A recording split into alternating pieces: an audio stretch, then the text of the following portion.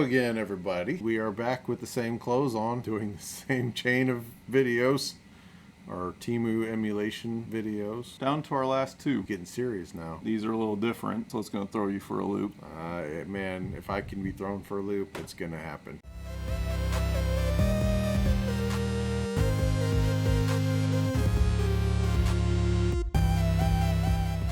Here we go. So we have a case here. Beautiful case. Don't spill juice on it. You ready for this? I'm ready. Nice. That is the analog for less than $10. This was not less than $10. Oh, okay. Apparently However, he did not buy a bootleg analog.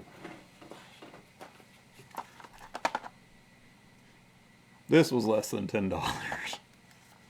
A cardboard box. That's exactly how it came, too. Okay. Alright, so there's a suffocation warning. Keep plastic bags away from children, which is odd considering there's no plastic bags inside this box. It's a MULIT cart. It is not a multi-cart. It is a M-U-L-I-T MULIT cart. It's what it says right here.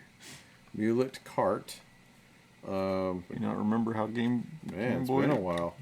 All right, so we've got a semi-transparent Game Boy case. It just says "Game" on the MULIT cart with the very professional sticker.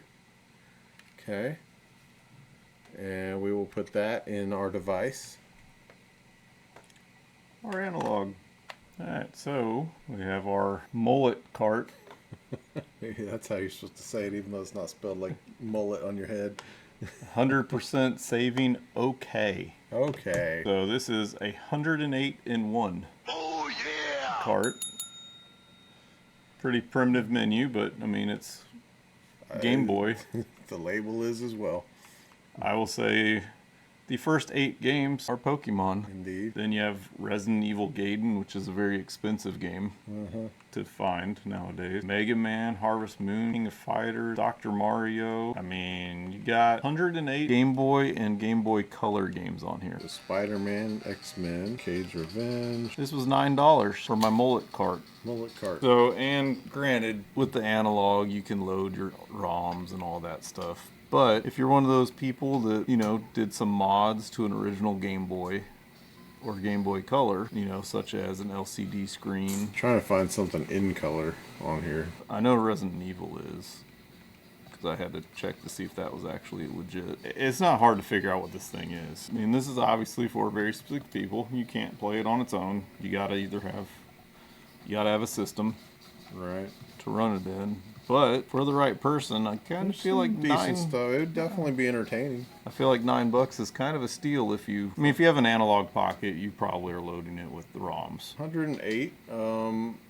All recognizable stuff. I didn't see duplicates in there. No, I think that's a good deal. If you are one of the people that mod the Game Boy, or you got one of those other new ones that uses official carts, get you a MULIT cart. This is a MULIT cart. That's a different entry to our.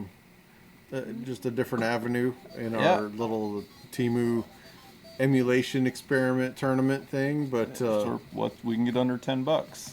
Yeah, I personally would unpack this, and as you can tell, our rules aren't set in stone. We're kind of floating around, you know, we're making them up as we go. I would unpack that. I think it's a good deal for it, and you know, the fact that it plays on that system, because I have had some that do not play on certain systems. Yep.